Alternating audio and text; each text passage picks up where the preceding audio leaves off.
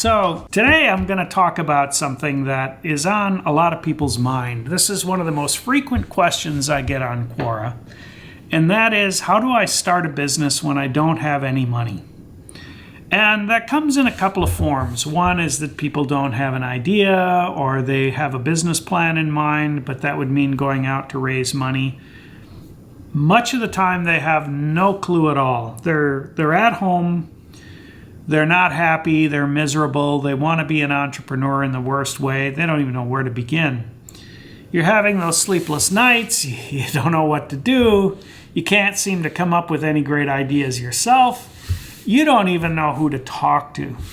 So that type of entrepreneur writes to me all the time and wants to know where to even begin. So we're going to address that today. So it starts, if you don't have any idea, and literally every company that I started, founded, acquired, you name it, came from an idea of somebody else. It wasn't me. As much as I'd like to say it wasn't. It was a combination of people saying, hey, Tom, I think you ought to pursue X. Or, hey, did you hear about whatever the case might be? Or somebody approached me about something that they were doing that they needed help with, or they didn't want to run with the ball, or who knows what the case might be. But I didn't come up with a single idea for any of the things that I did. I never stole anything. It's never like somebody ever came after me and said, hey, Tom, I wish you wouldn't have done that. I wanted to do it. And that never happened. It was always a case where they say, hey, Tom, what if you did this? Or how would you like to consider doing whatever the case might be? So the first thing that you have to do is you have to get out and start talking to people, a lot of people. If you're not coming up with an idea, it's not your fault. I am not someone who's necessarily going to come up with ideas. In fact, even this video that I'm doing right now was not my idea. It was somebody else's who said, Tom, this is probably what you should be doing next. And so this was born from my 150,000 followers on Quora who had all of these questions and wanted to know this stuff. And so do my best to answer it. But the central point here is, how do you get started? Where do the ideas come from? So get out and talk to as many people as you can. These are your friends, family, coworkers, and you could say to them, look, if you were to pursue a business, or you thought I should pursue a business, what do you think I should pursue? What do you think I should go after? Where do you think there's a need? And keep talking to people until you come across some ideas that you think might be good. That's one way to do it. The other way is to buy another business, a business that exists right now that's kind of there but not quite, but something that you think you could improve on, and we'll talk about that at length. But when it comes to coming up with an idea, you go out and talk to a lot of people, then research the hell out of the idea. This means that you have to sit there and tear it apart, figure out why it wouldn't work, and we'll have a whole segment on how to do inversion thinking. But you want to take the idea apart and you want to dissect it pretty carefully and see what would make it a great business, what would make it a not so great business. What are what we call barriers to entry? What are the things that limit other people from getting into the same business, but would also be your same limitation that you would have to overcome? You want to discover those things. The other thing that you want to do and spend a lot of time on is thinking about businesses that are related to where you already have existing expertise or strong interest. Those are the places that should give you a clue of where to look. So if you have a strong interest in, I don't know what it might be. A friend of mine had this passion for enamels. That led to him becoming an art broker. That led to him becoming phenomenally successful as an art broker. And so take your passion and kind of play with it a little bit and see if that has the potential to lead you someplace that you may not have otherwise thought of. So that's one place to start. But when you talk to your friends, they'll often come up with something that will give you some sense of where to go.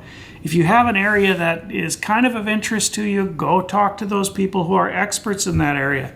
Poke at it a little bit and say, hey, why isn't anybody doing this? And don't be afraid if you have an idea that you think somebody's going to steal that idea and run with it when you wanted to run with it. Let's say they do. Well, do it anyway. It doesn't stop you. It isn't like there's only one restaurant out there. There's millions of them, right? And So that's bullshit when somebody says, well, they stole my idea and I didn't pursue it. I go, yeah, right. So none of that nonsense. If you talk to somebody and they say, hey, I'd like to do that too, let them go do it. But you pursue it yourself too. Don't worry about somebody stealing it and being so guarded. Whenever somebody does that to me, whenever they say, gee, I got the secret here, I don't want to tell anybody, it's just such a valuable secret, inevitably they don't go very far. There are a few cases where I could see, yeah, there's intellectual property that needs to be guarded and there's something about it that is really protectable, but 99.9% of the time you're being bullshitted. It means that their idea isn't very far. So ignore all of that. If somebody thinks their secret is too important to share with you. I once had a guy, I kid you not, who had an invention that he wanted to keep so secret, he wouldn't take it out of the bag. You had to reach into the bag and feel it. Of course, that business never went anywhere. It's just never going to go anywhere when you do stuff like that. It's idiotic. But you can't tell people that sometimes. And so don't be so careful about guarding whatever the idea is that you're interested in pursuing, because the reality is most people don't pursue stuff, even when they think of a great idea. When I say most, I'm talking like 99.99%. So if you're going to pursue an idea, you're likely going to be one of the few, especially if it's a unique idea. You know, there are cases like if you had invented something like Facebook or something that's sort of proprietary and technologically interesting like that. Yeah, by all means, protect that. Use the normal safeguards to protect something like that, something that some other software engineer could run with. I get all of that, but if you're thinking about going into the restaurant business or garbage disposal or God knows what, and don't tell me how your secret is so great and that you need to be protecting it. It's just kind of nonsense. But anyhow, get out there and talk to a bunch of people and then pound the idea into the ground and see why it will and won't work.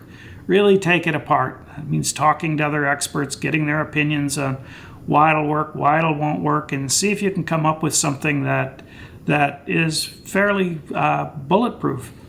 But even if you have the best mousetrap in the world, that doesn't mean you're going to be able to raise venture funding or even angel funding. Because frankly, the number of deals that get funded is just a very small percentage. And it's a lot of factors that go into it. And venture capitalists can be some of the clubbiest people I know. And so that isn't necessarily a good route to go. If you can bootstrap something, if you can take something fairly far and prove its viability and prove some income without having to go that route, I think you're going to be better off. And so don't be thinking about venture funding something. It's great if you can do it, but the odds of you being successful with that are pretty low, and I think there's other ways to go. And okay, so central point. You have no money, you don't know where to start, you don't have an idea, you don't know what to do. I think you should buy an existing business. And you go, oh, you're crazy. How do I do that? I don't have any money. You don't need money to buy a business. And that's one of the myths that you have to get right out of your head.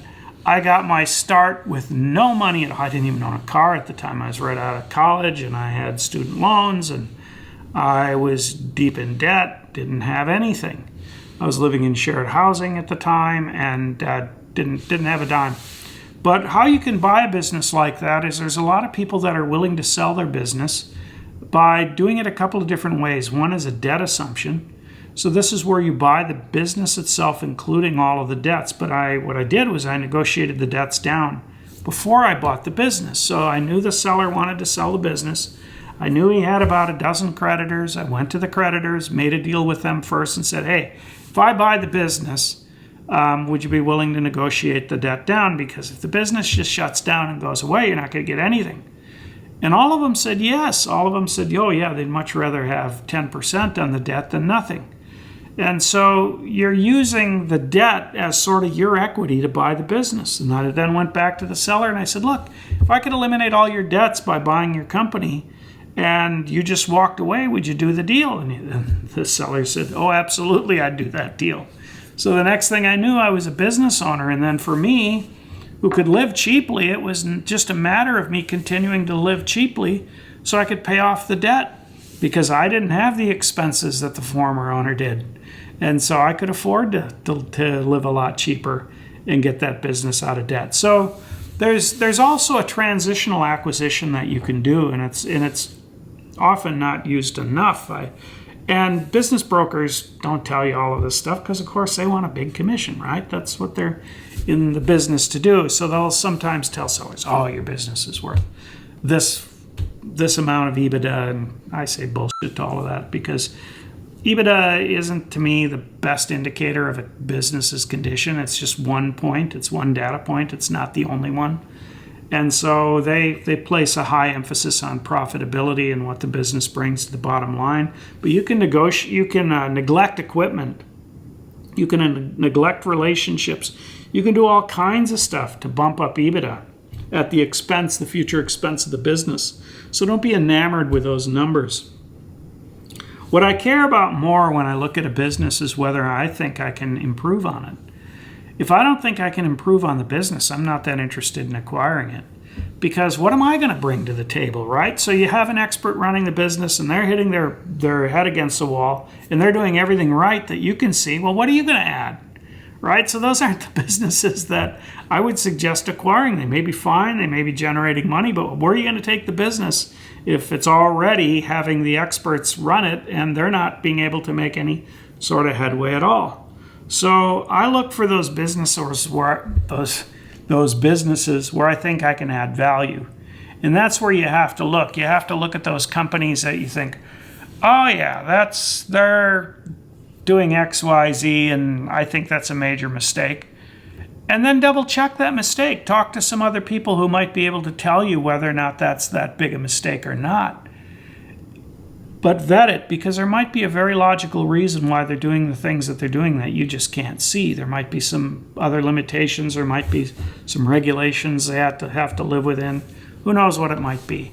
But you want to find those businesses where you can bring great value to the company to be able to take it further.